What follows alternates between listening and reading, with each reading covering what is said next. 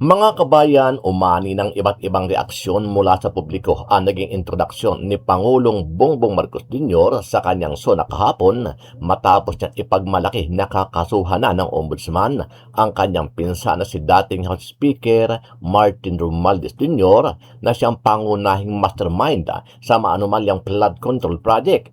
Ayon sa netizen, planado at halatadong scripted ang lahat dahil ilang araw bago ang SONA ay nag-anunsyo ang ombudsman na kakasuhan nila ang dating House Speaker, bagay na ito ang inaabangan ng publiko sa SONA ng Pangulo. Dumating na tayo sa punto na ayon sa ombudsman ay malapit na ang paghain ng patong-patong na kaso laban sa dating speaker. Masakit man sa akin ito, ngunit kailangan nating gawin ang tama. Hindi ako pangulo ng aking pamilya. Hindi ako pangulo ng aking kaibigan.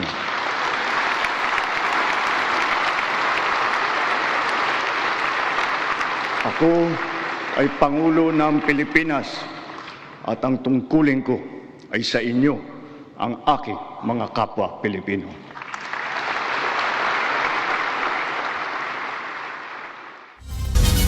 Tingin naman ng palasyo may pinangalanan o wala, klaro raw ang mensahe na lahat daw ay pananagutin kahit pa kaibigan o kapamilya ng Pangulo. Ito ang sinabi dyan ni Palace Press Officer Claire Castro.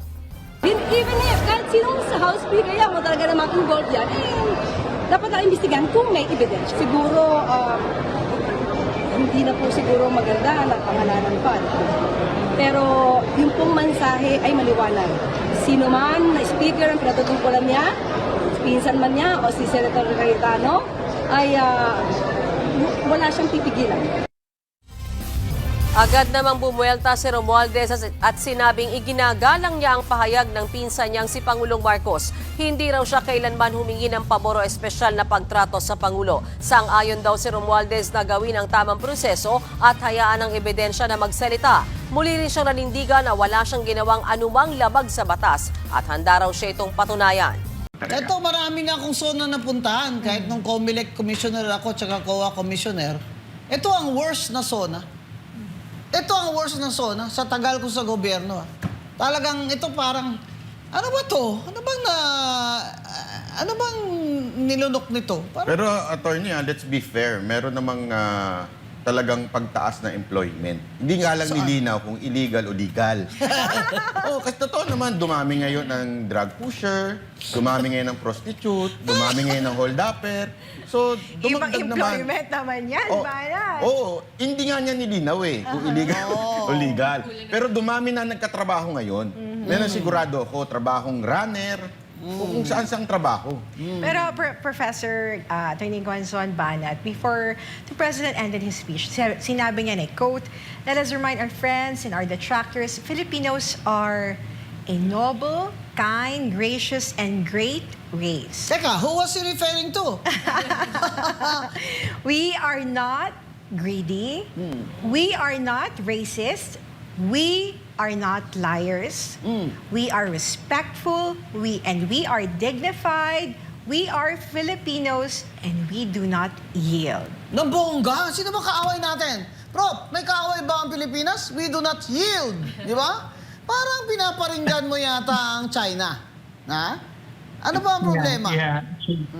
Ang ending niya, to show na we are a strong, brave people. Parang may kaaway siya. Palagay mo, sino pinaparinggan niya? Yeah, I think he's trying to project a strongman image here, no? Kasi alam naman natin na kapag nasa international fora siya, no, hindi naman talaga siya binibigyan ng ganong kataas na uri ng respeto na inaasahan natin sa isang leader, no? So I think it's really more of him trying to project that kind of image, no? Parang sigurong deterrence, no? Kumbaga. Pero lahat naman ng uri ng deterrence kinakailangan kasi may pang-backup ka diyan, no? Kinakailangan you really walk the talk. to actually say and demonstrate that you project the image and you have the likelihood at the very least of not just projecting pero doing it, no? So again, medyo kulang dito ang Pangulo, and I think this is really what he's trying to attempt right now. Ang sinabi pa niya, di ba, Prof. Hana? We are not liars. Hindi kami sinungaling. Hindi sila greedy, hindi Actually, gahaman. mamana sa tingin ko, eto parang, kasi yung packaging na matino ang Pilipino, maayos ang Pilipino, parang parinig niya to kay VP. Na parang si VP Sara Duterte, violente, bastos, masama ugali ng mga Duterte, pero tayo ay respectful, maayos tayo. Sa tingin ko parang doon yung patama ni Marcos eh. Hindi lang niya mabanggit si VP Sara, takot kasi. Alam mo naman si Marcos, medyo weak yan eh. Parang pagbabanggitin yung pangalan ni VP Sara na Duterte, nanginginig yan eh. Pero alam mo, magaling ang mga advisors niya eh, sa persecution. Magaling. Biro mo, pinlano na ganito, na ipakukulong si Senator Marcoleta on the day the impeachment trial opened. Diyan, wala yan sa State of the Nation address niya. Pero diyan naman talaga ako, talagang hangang-hanga ako kay BBM sa tingin niya sa sarili niya na siya ay mabuting tao at hindi siya sinungaling at hindi siya magnanakaw. Itong SONA na ito ang dapat magsilbing tagasukat. Susukatin natin siya na pag-end ng term niya ay ito ba, ang mga sinabi niya dito ba ay totoo? Ina, before ko hinga ng last message yung ating mga guests tonight, basahin ko lang yung statement from Executive Secretary Ralph Recto. Sabi niya, in reaction dun sa naging State of the Nation address, si Pangulong Bongbong Marcos said, tamang timpla, malaman at hindi bola-bola. Ganyan ang SONA, nag-uulat, nagmumulat, nanggugulat din. It is a fair rendition of what has been done, but I dare say incomplete.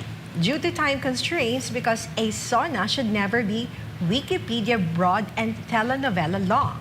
As for the what is to be done portion of the SONA, it is clear that he spelled this out. Itemized for easy monitoring come implementation time. His call is for everyone to dial down divisive politicking and ramp up work that will bring peace and progress to the entire nation. Anong masasabi mo, Atty. Guanzon? Ay, nako. Ang inaasahan ko kasi hindi talaga sinabi. Inasahan ko talaga yung si Martin, okay. Yung inasahan ko isa, hindi niya sinabi yung economic and fiscal policies. Ano na gagawin mo ngayon?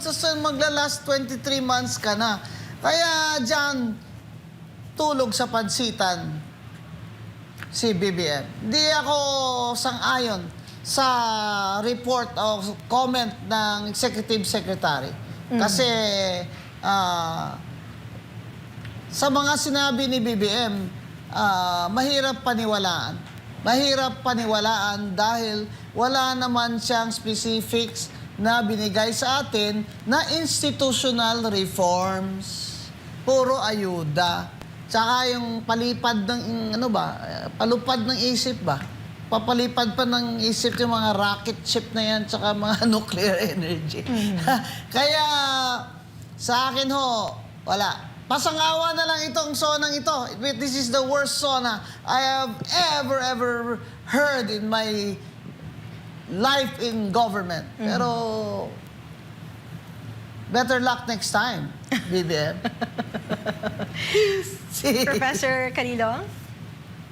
Yeah, actually, kanina nung nagtatalumpati siya, I was listening intently dun sa SONA together with my wife, and talagang every time, parang wala yata siyang binanggit doon na hindi kami nagkaroon ng reaction na talagang either matatawa ka or magugulat ka kasi hindi natin alam talaga kung ano yung pinaghuhugutan niya or saan nanggagaling yung mga datos na sinasabi niya. No? So para sa akin talaga, I agree, no? Talagang maaaring itong statements na to ni ng ating executive secretary, of course, is really meant to put praises dito sa ating Pangulo. Pero at the end of the day, talaga may kita natin that there's really this disconnect. No? I think this is a SONA that really failed to communicate to the people what the public really demands at this point in time. And I think ito yung pinapakita rin na yung ating Pangulo ay nasa ibang plane of consciousness, ano? And I don't know where he is at the moment, but definitely he is disconnected with the reality.